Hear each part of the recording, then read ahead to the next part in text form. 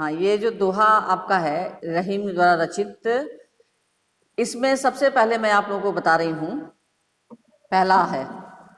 पहला दोहा जो है वो है, ध्यान से सुनिए। रहीमन धागा प्रेम का मत तोड़ो चटकाए, टूटे से फिर ना मिले, मिले गांठ पड़ जाए। सब लोग ध्यान से सुने। इसमें चटकाए शब्द का अर्थ होता है तोड़ना, और परी जाए शब्द का अर्थ होता है पड़ जाती है। रहीमन धागा प्रेम का, इसमें रहीम दास ने प्रेम को किसके समान माना है? बताइए, धागे के समान। जिस तरह से किसी धागे को हम बिना सोचे समझे जब चटका कर उसको तोड़ देते हैं और फिर लगता है कि अरे इसको बेकार तोड़ दिए, इसको तो अब इसकी जरूरत है, तो फिर क्या करते हैं, हम उसको बांधने लगते हैं। तो बांधने पर क्या होता है? गांठ पड़ जाती है ना। जुड़ तो जाता है लेकिन उसमें गांठ पड़ जाती है। चाह कर भी हम उस धागे को प्लेन नहीं कर पाते हैं, उसको एकदम समतल नहीं बना सकते हैं। ठीक इसी तरह से हमारा एक मनुष्य का दूसरे मनुष्य के साथ जो संबंध होता है, प्रेम का संबंध, वो इसी धागे के समान होता है। समझ में आ रही है बच्चों? Can you hear me? हाँ, मेरी आप हाँ यस बोलते रहिए। चलना ही जीवन है, बोलना ही श्रवण है। ठीक है, बोलते रहोगे तो मुझे लगेगा कि बच्चे सुन रहे हैं, ऐसे लगेगा कि तुम लोग सो गए हो, और तुम लोगों को ये सोच कर कि तुम लोग सो गए हो, मुझे भी लगेगा कि अब नींद आ रही है। इसलिए तुम लोग चाहते हो कि मेरी मैम जगी रहे, तो तुम लोग भी जगे रहो। ठीक है, चलिए, तो बीच बीच में बोलते रहो। तो इसमें रहीम दास कह रहे हैं कि जिस तरह से धागे को हम बिना सोचे समझे यदि तोड़ देते हैं, चटका कर तोड़ देते हैं, और फिर बाद में लगता है कि इसको जुड़ना जरूरी है, इसका जोड़ना इसका जरूरी है, तो जोड़ते तो है लेकिन उसमें गांठ पड़ जाती है। ठीक यही हाल हमारे संबंधों का होता है। रहीम दास मना करते हैं कि किसी भी संबंध को बिना सोचे समझे छोटी छोटी बात पर भी हमें तोड़ना नहीं चाहिए। मन में खटास की भाव, विद्वेष की भाव, ये सारी भावनाओं को परे कर देना चाहिए और टूटने नहीं देना चाहिए। क्योंकि एक बार यदि हमारा संबंध टूट जाता है, यदि किसी के साथ हम बुरा बर्ताव करके संबंध विच्छेद कर लेते हैं, और फिर बाद में हमको लगता है कि अरे इस आदमी से तो हमको दोस्ती रखनी चाहिए, इस आदमी से तो बात करनी चाहिए, इसकी बातें बड़ी अच्छी लगती थी, चलो छोटी सी बात पे हम इससे नाराज हो गए, चलो अपनी नाराजगी को दूर करते हैं। ये सोचकर जब हम फिर बात करने जाते हैं उस इंसान से, तो हो सकता है कि हम झुके, लेकिन हो सकता है वो अगला व्यक्ति जिसका मेरे द्वारा अपमान हुआ है, वो व्यक्ति हो सकता है न झुके, उसको मेरी बात याद आ जाए कि अरे इसने ऐसा हमसे बोला था, हम इससे बात नहीं करेंगे। तो फिर जबरदस्ती हम जब बात करने की कोशिश करते हैं तो वो बात तो करता है, लेकिन एक मन में जो एक भावना आ जाती है कि कितना रफली हमसे ये बात किया था, किस तरह से हमको डांटा था, किस तरह से हमें अपमानित किया था, तो यही भाव जो है उसे पूरी तरह से उसको आपकी तरफ आकर्षित होने से रोकती है। इसीलिए यहाँ रहीम कहते हैं कि बिना सोचे समझे किसी भी संबंध को तोड़ना नहीं चाहिए। समझ में आया बच्चों? हाँ बोलो।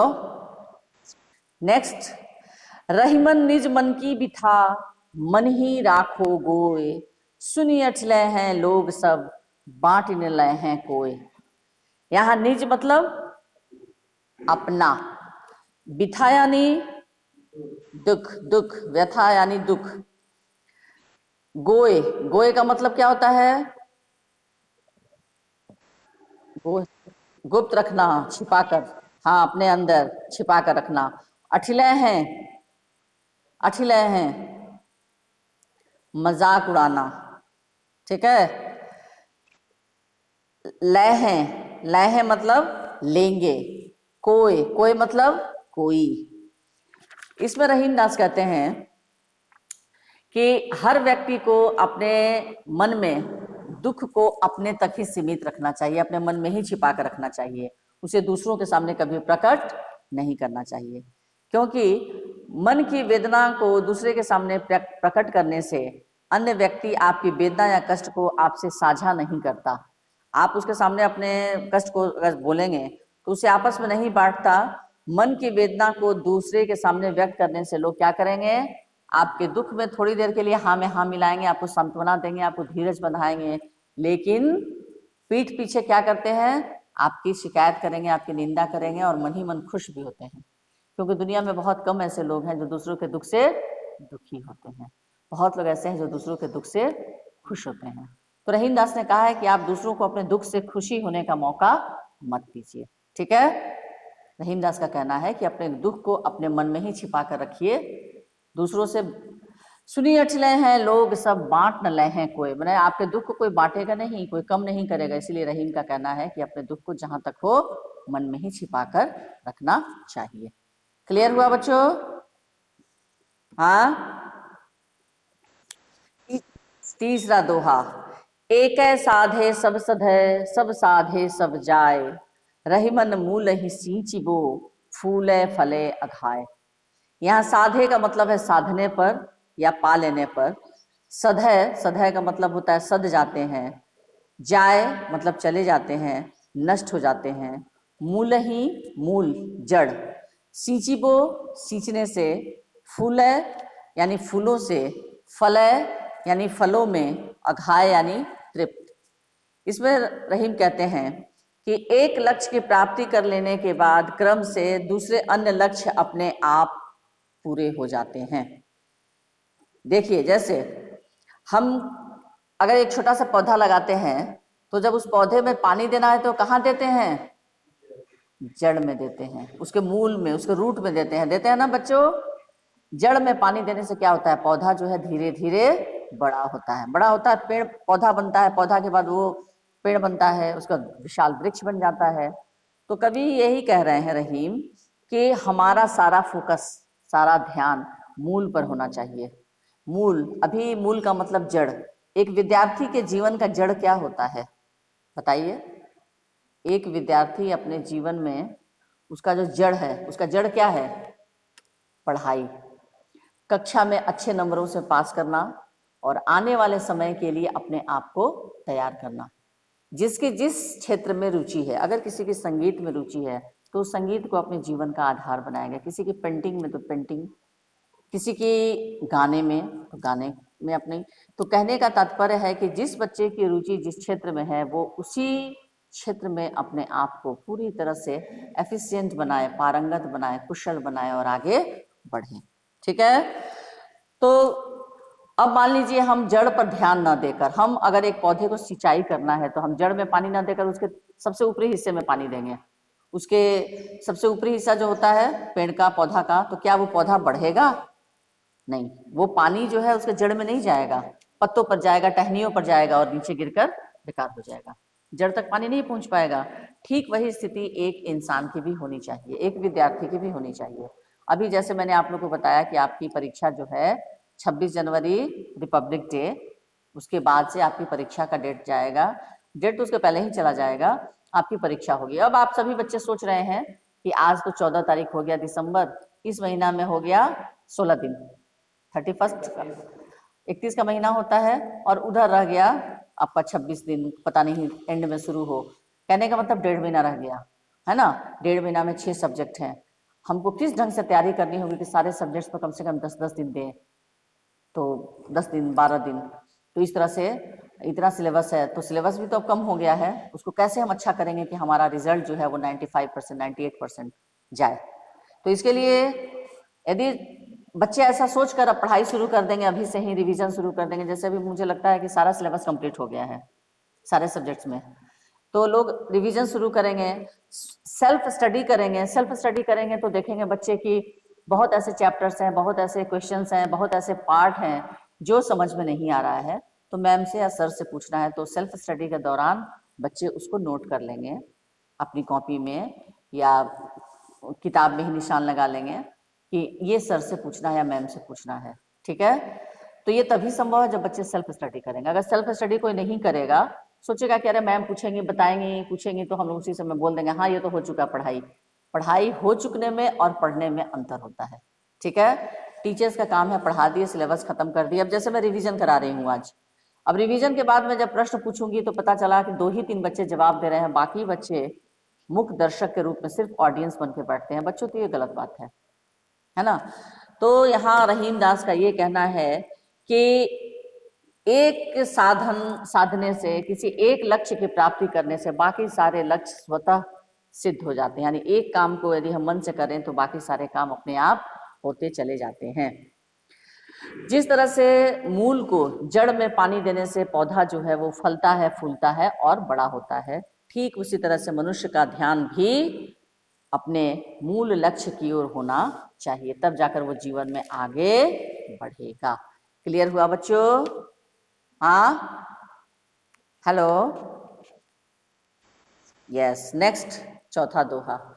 चित्रकूट में रमी रहे रहीमन अवध नरेश, जा पर विपदा पड़त है सो आवत यह देश। इसमें रमी मतलब रमना, अवध नरेश अयोध्या के राजा राम, जा पर जिस पर, विपदा संकट, सो जो, आवत आता है, देश क्षेत्र या प्रदेश। यहाँ रहीम कहते हैं कि चित्रकूट जो है वो इतना मनोरम यानी मन जहाँ रम जाए और शांति देने वाला प्रदेश है कि जिस व्यक्ति पर भी विपत्ति आती है वह इसी प्रदेश में शांति पाने के लिए चला जाता है। अयोध्या के राजा राम भी विपत्ति काल में, राम पर विपत्ति कब आई थी बच्चों, कोई बता सकता है? जब माता कैकेयी के हठ के कारण उन्हें 14 वर्ष का वनवास मिला। तो उस विपत्ति काल में वो कहाँ जाकर रुके थे? कुछ समय के लिए चित्रकूट में शरण लिए थे अपनी पत्नी सीता और अपने छोटे भाई लक्ष्मण के साथ। तो चित्रकूट के सौंदर्य का यहाँ वर्णन किए हैं रहीम ने कि चित्रकूट में वो चले गए और जाकर वहां रहे। तो जिस व्यक्ति पर भी विपत्ति आती है वो चित्रकूट यानी इसी प्रदेश में जैसे चले गए थे। तो इस दोहे में चित्रकूट का प्राकृतिक वर्णन किया गया है, उसके सौंदर्य का। तो यहाँ रहीम दास यही कह रहे हैं कि जिस व्यक्ति पर भी विपदा आती है उस समय उसको क्या करना पड़ता है? अपने प्रदेश, अपने राज्य, अपने घर को छोड़कर बाहर कहीं जाकर निवास करना पड़ता है। तो चित्रकूट इसीलिए प्रसिद्ध है कि वहाँ का प्राकृतिक दृश्य बहुत सुंदर है। और जब राम अपनी पत्नी और अपने भाई के साथ वहाँ पहुँचे तो वहाँ का दृश्य उनको बहुत आकर्षित किया, जिसके कारण वहाँ वो कुछ दिनों के लिए ठहर गए थे। यानी विपत्ति काल में उन्हें वहाँ शरण लेनी पड़ी थी। समझ में आया बच्चों? नेक्स्ट, दीर्घ दोहा अर्थ के आखर थोरे आही, ज्यों रहीम नट कुंडली सिमटी कूद चढ़ी जाही। दीर्घ यानी लंबा, बड़ा, विस्तृत, अर्थ यानी अर्थ या आशय, आखर अक्षर, थोरे थोड़े, आही होते हैं, नट कलाकार, कुंडली घेरा, सिमटी सिकुड़कर, सिमटना, कूदी कूदना, चढ़ी निकल। इसमें रहीम का कहना है कि दोहा जो है, अभी आप लोग जो दोहा पढ़ रहे हैं कितने अक्षर का है? बड़े कम अक्षरों का है, 2 पंक्तियों का है, लेकिन इसमें अर्थ कितना बड़ा बड़ा है रखा हुआ है, कितना बड़ा बड़ा अर्थ इसमें छिपा हुआ है। तो रहीम दास कह रहे हैं कि 2 अक्षर वाले, थोड़े से अक्षर वाले दोहे छंद के अंतर्गत बहुत गहरा और बड़ा अर्थ छिपा होता है। जिस प्रकार एक कुशल नट या बाजीगर, रास्ते में बच्चों तुम लोग कभी देखे हो एक रस्सी पर तो डंडा लेकर लड़की जो है डंडे के सहारे वो रस्सी पर चलती है। हाँ, तो ये एक जाति होती है जिसको कहते हैं नट जाति, है ना, जो खेल तमाशा देकर अपना जीवन यापन करते हैं वो लोग। और एक और उसी में एक नट जो जाती है वो क्या करता है, गोल साइकिल के चक्के की तरह एक गोल रिंग रहता है, उस रिंग में छोटा सा रिंग होता है, वो अपने बड़े से शरीर को क्या करता है उसमें सिकोड़ कर, ऐसे ऐंठ कर, मरोड़ कर, तोड़ मरोड़ कर उसके अंदर से बड़े आसानी से निकल जाता है उस छोटे से रिंग से। जिसको देखकर लोग, खेल तमाशा लोग देखते हैं, लोग ऐसे देखेंगे कि अरे इतना छोटा सा ये गोल चक्का है और इस चक्के में इतना बड़ा शरीर है, कैसे निकालेगा। लेकिन वो लगातार ये करके प्रैक्टिस करके अपना रोज उसमें करते करते वो लोग इतने ट्रेंड हो जाते हैं कि उस छोटे से रिंग से वो प्रवेश करके उसमें से बड़ी आसानी से निकल जाता है। तो रहीम दास वही कह रहे हैं कि दोहा देखने में तो बड़ा छोटा होता है, 2 पंक्तियों का होता है, उसमें अक्षर भी बड़े कम होते हैं, लेकिन उसका अर्थ जो है वो बहुत गहरा होता है और बहुत अर्थपूर्ण बातें होती हैं। ठीक है, समझ में आया बच्चों? हाँ, नेक्स्ट। धनी रहीम जल पंक को लघुजिय पियत अघाय, उदधी बड़ाई कौन है जगत पियासो जाए। इसमें धनी यानी धन्य, पंक यानी कीचड़, लघुजिय छोटे जीव, कीट पतंगे, अघाय प्यास बुझाकर, उदधि समुद्र या सागर, बड़ाई महानता, पियासो प्यासा। इसमें रहीमदास कहते हैं कि कीचड़ का जल समुद्र के जल से अधिक महान है। क्यों महान है? क्योंकि कीचड़ का जो जल होता है, छोटा सा गड्ढा या छोटा सा तालाब या छोटा सा पोखर, जिसमें कीचड़ की मात्रा ज़्यादा होती है और पानी की मात्रा बहुत कम होती है। लेकिन सागर, जिसके पास अथाह जल राशि है, जहाँ तक निगाहें जाए, जहाँ तक दृष्टि जाए, वहाँ तक दूर दूर तक जल राशि ही फैला हुआ है। लेकिन रहीमदास कहते हैं कि उस अथाह जल राशि को देखकर ऐसा लगता है कि कितना इस समुद्र के पास पानी है, लेकिन वो पानी बेकार है। क्यों बेकार है, कोई बता सकता है? नमकीन होता है, खारा होता है। समुद्र का जल जो है वो खारा होता है, वो लोगों की प्यास बुझाने में सक्षम नहीं होता है। लेकिन वो छोटा सा कीचड़ गड्ढा वो इसलिए महान है क्योंकि वहाँ जो उसमें लाखों करोड़ों छोटे छोटे जीव जंतु अपनी प्यास बुझाते हैं। लेकिन वो सारे जीव जंतु क्या सागर में रहते हैं? नहीं, वहां वो जाकर अपनी प्यास बुझा ही नहीं पाएंगे, वहां वो जीवित रह ही नहीं पाएंगे। लेकिन उस छोटे से गड्ढे में लाखों करोड़ों जीव जंतु अपनी प्यास बुझाने में सक्षम होते हैं। तो इसलिए रहीम का कहना है कि जो व्यक्ति किसी के काम आए वही महान है। उसकी महानता कार्य पर निर्भर है, न कि उसकी आकृति पर, न कि उसके आकार पर। सागर तो बड़ा है, बहुत जल है उसके पास, लेकिन फिर भी वो बेकार है बच्चों? समझ में आई बात? हेलो, हाँ। नेक्स्ट 7वां दोहा। नाद रीझ तन देत मृग, नरधन हेत समेत, ते रहीम पशु से अधिक, रीझेहू कछु न देत। नाद ढोल की आवाज, रीझी प्रसन्न होकर, तन शरीर, मृग हिरण, हेत कल्याण या प्रेम, समेत सहित। यहाँ रहीम का कहना है कि जिस प्रकार नाद की स्वर लहरी पर प्रसन्न होकर हिरण अपने प्राण तक न्यौछावर कर देता है, उसी प्रकार किसी व्यक्ति की कला पर मुग्ध होकर मनुष्य उसके कल्याण कामना करते हुए प्रेम पूर्वक धन अर्पित कर देता है। जैसे हिरण जो है, जब वो संगीत की धुन सुनता है तो अपने आप को रोक नहीं पाता। उसको पता है कि कहीं वो उस धुन की आवाज में, उस संगीत की आवाज में आगे आगे बढ़े और पता चले कि उसका कोई शिकार कर लेगा। लेकिन फिर भी हिरण अपने आप को रोक नहीं पाता। ठीक इसी तरह रहीम कह रहे हैं कि किसी व्यक्ति की कला पर मुग्ध होकर मनुष्य उसकी कल्याण कामना करते हुए प्रेम पूर्वक धन अर्पित कर देता है। बहुत लोग क्या होता है, किसी की कला पर बहुत मुग्ध हो जाते हैं, किसी के सुंदर गाने को सुनकर, किसी की सुंदर पेंटिंग को देखकर। अब जिसके पास पैसा हो क्या करते हैं, पैसा उस पर लुटाने लगते हैं, है ना। किसी की बहुत अच्छी आवाज को सुने और कहे कि अरे भाई ये पैसा रख लो, ये मेरी तरफ से तुम्हें तोहफा है, तुम्हें उपहार है, इसको रखो। कुछ लोग किसी की पेंटिंग को देखकर इतने मुग्ध हो जाते हैं कि जितनी उसकी कीमत नहीं उससे ज्यादा उसको दे देते हैं। यानी कलाकार की कद्र करना। इस दोहे में रहीम ने क्या बताया है? कलाकार की कद्र करना चाहिए, कला की कद्र करनी चाहिए। लेकिन बच्चों, कुछ लोग ऐसे भी हैं जो क्या करते हैं, कलाकार की कोई कद्र नहीं करते हैं। तो कबीर कह रहे हैं, रहीम कह रहे हैं कि जो मनुष्य किसी की कला पर प्रसन्न होकर भी उसे कुछ नहीं देता, वह मनुष्य किसके समान है? पशु से भी निम्न है। क्योंकि पशु को ही नहीं पता है कि इसकी प्रशंसा करनी चाहिए या नहीं, क्योंकि पशु तो पशु है। लेकिन मनुष्य तो कला की जानकार है, कला का जानकार है, तो कला की कद्र तो मनुष्य कर ही सकता है। लेकिन रहीम का कहना है कि जो व्यक्ति कला की कद्र नहीं करता है वो पशु से भी निकृष्ट है, पशु से भी नीच है। आई बच्चों बात समझ में? हाँ, बात समझ में आई? नेक्स्ट आठवां दोहा। बिगड़ी बात बने नहीं, लाख करो किन कोय, रही मन फाटे दूध को, मथे न माखन होए। इसमें बिगड़ी मतलब बिगड़ी हुई बात, करो किन कोय कुछ भी क्यों न करे, फाटे फटे हुए, मथे मथना। इसमें रहीम अपने इस नीति परक दोहे में कहते हैं कि एक बार जो बात बिगड़ जाती है वह लाख कोशिश करने के बाद भी ठीक नहीं हो पाती।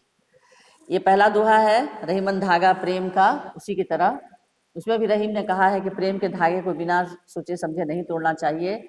इसमें भी कहे हैं रहीम कि एक बार जो बात बिगड़ जाती है लाख कोशिश करने के बाद भी वो ठीक नहीं हो पाती। जिस तरह एक बार दूध फटने के बाद उससे कितना भी मथा जाए उससे मक्खन नहीं निकल सकता, क्योंकि दूध जो फट गया हो तो बेकार हो गया ना। लेकिन हाँ, दूध यदि बढ़िया रहे और उसको ठंडा होने पर खूब मथा जाता है तो उसमें से मक्खन निकलता है। लेकिन यहाँ रहीम कहते हैं कि नहीं निकलता। ठीक उसी प्रकार एक बार यदि किसी से संबंध खराब हो जाए तो फिर किसी कार्य के दौरान कोई आधारभूत गलती हो जाए तो कितना भी प्रयास क्यों न किया जाए वह संबंध पहले जैसा नहीं होता। इसलिए बिगड़ी बात बने नहीं, लाख करो किन कोय, रही मन फाटे दूध को, मथे न माखन होए। नेक्स्ट, रही मन देखी बड़ेन को, लघु न दीजिए डारे, जहां काम आवे सुई, कहा करे तलवार। बड़ेन यानी बड़ा, लघु छोटा, डारी डालना, तरवारी तलवार। इसमें रहीम अपने दोहे में कहते हैं कि बड़े अर्थात शक्तिशाली को सामने देखकर, यानी बहुत पैसे वाले व्यक्ति को देखकर, संपन्न व्यक्ति को देखकर छोटे या कमजोर की उपेक्षा या उसका त्याग नहीं करना चाहिए, क्योंकि जहां सुई काम आती है वहां तलवार का कोई प्रयोग नहीं, कोई काम नहीं। कपड़ा फटने पर हम किसका प्रयोग करते हैं बच्चों? सुई का। कि तलवार से कपड़ा सिलते हैं? बोलो। हाँ। और युद्ध के मैदान में किस चीज की जरूरत पड़ती है? युद्ध के मैदान में तलवार की, और कपड़ा फटने पर सुई की। यानी हर व्यक्ति का और हर वस्तु का अपना अपना स्थान निर्धारित है, एक दूसरे का स्थान दूसरा नहीं ले सकता है। तो जहां हमें कमजोर दोस्तों की जरूरत है वहां कमजोर दोस्त ही काम आएंगे, जहां धनाढ्य लोग हैं, जो पैसे वाले लोग, वहां वही काम आएंगे। तो यहाँ इस दोहे के माध्यम से कवि ने, रहीम ने यही बताना चाहा है कि हर व्यक्ति का अपना अपना कार्य है, एक का स्थान दूसरा व्यक्ति कभी नहीं ले सकता। इसलिए महान एवं बड़े लोगों को देखकर लघु या छोटे लोगों की अवहेलना नहीं करनी चाहिए, उसकी उपेक्षा नहीं करनी चाहिए। क्लियर हुआ बच्चों? नेक्स्ट 10वां दोहा।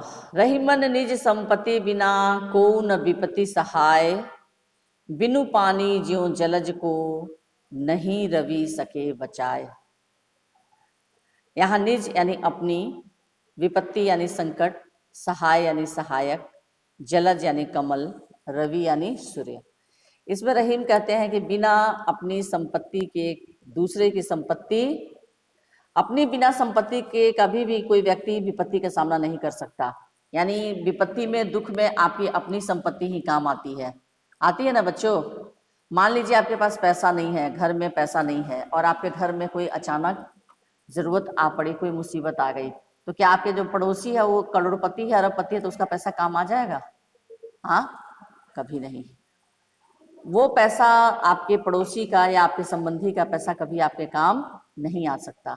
क्यों? आपकी अपनी संपत्ति ही अपने काम आएगी। इसलिए रहीम का कहना है कि हर व्यक्ति की अपनी संपत्ति ही काम आती है। जैसे बिना पानी वाले कमल को अनेक कोशिशों के बाद भी सूर्य नहीं बचा सकता।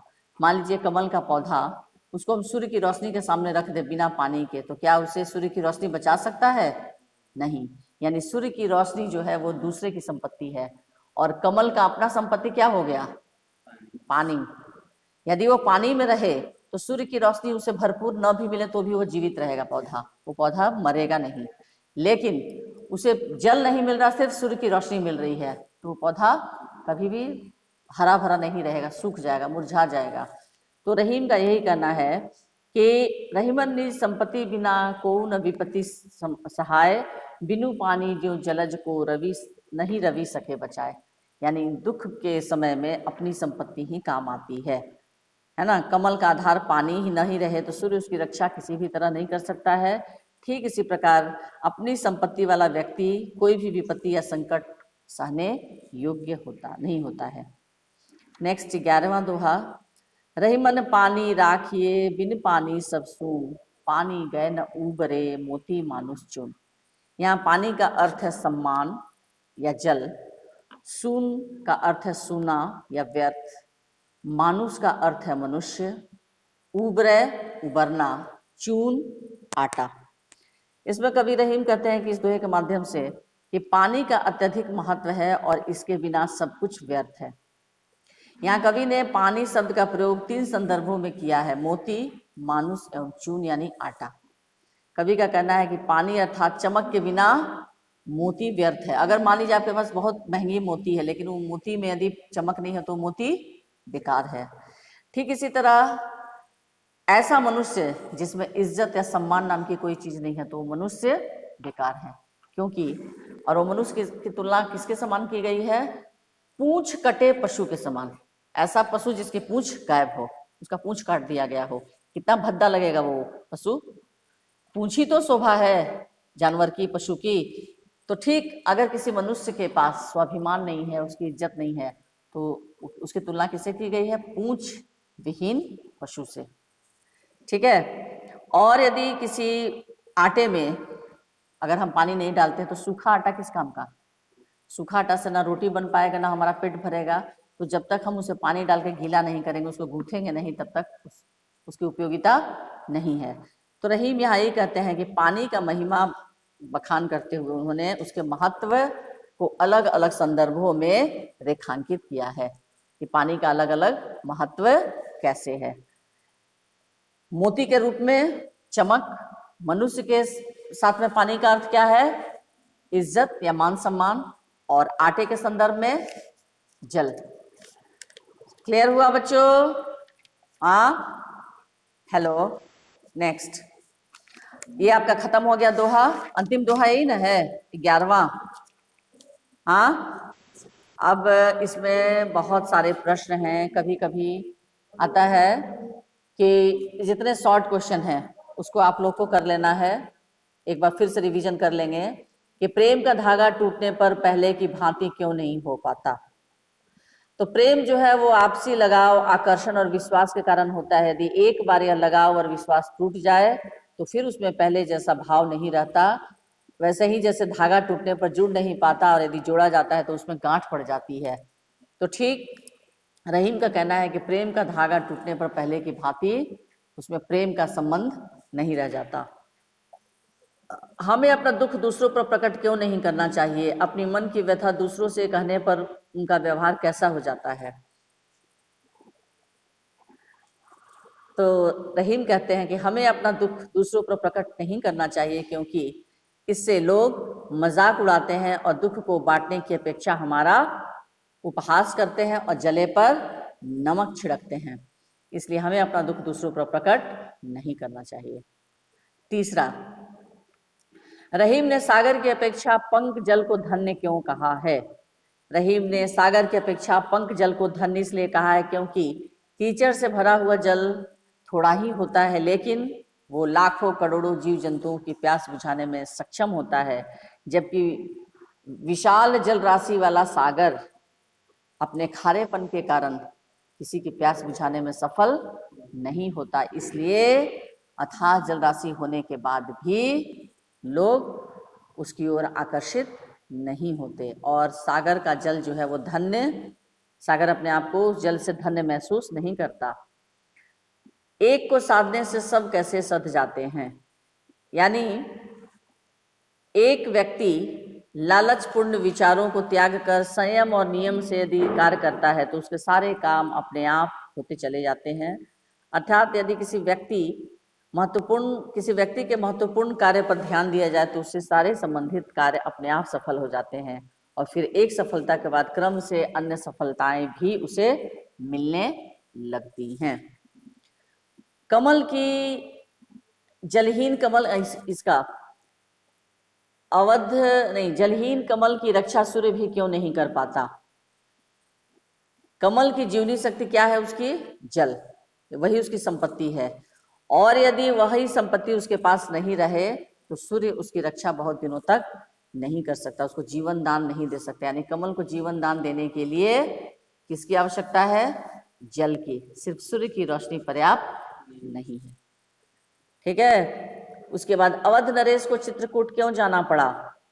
अवध नरेश श्री राम को चित्रकूट इसलिए जाना पड़ा क्योंकि उन्हें अपने माता पिता की आज्ञा का पालन करने के लिए 14 वर्ष तक वनवास भोगना था, और उसी वनवास के दौरान उन्हें चित्रकूट जैसे रमणीय वन में रुकने का भी अवसर मिला। यानी दुख के समय जो स्थान किसी को शरण दे वह स्थान वास्तव में सराहनीय होता है, प्रशंसा के योग्य होता है। और चित्रकूट तो अपने आप में मनोरम स्थान था जो राम लक्ष्मण और सीता को शरण देने में सक्षम था। राम लक्ष्मण सीता वहां कुछ दिनों के लिए ठहरे थे। उसके बाद नट किस कला में सिद्ध होने के कारण ऊपर चढ़ जाता है? नट स्वयं को समेटने अर्थात सिकोड़ने की कला में सिद्ध हस्त होते हैं, माहिर होते हैं, और इसी कला के कारण वह कुंडली में से निकलकर ऊपर चढ़ जाता है। यानी एक छोटे से गोल सर्कल रहता है, गोल एक गोलाकार आकृति का एक रिंग रहता है, उस रिंग में वो अपने शरीर को बड़े आसानी से सिमटा कर सिकोड़ कर इस पार से उस पार हो जाता है। तो इस कला में पारंगत नट जो है इसी कला में पारंगत होते हैं। उसके बाद मोती मानुष चूर्ण के संदर्भ में पानी के महत्व को स्पष्ट करें। पानी जब स्वाति नक्षत्र के किसी सीप में पड़ता है तो वो मोती बन जाता है। यानी मोती के लिए चमक आवश्यक है, जिसके बिना मोती का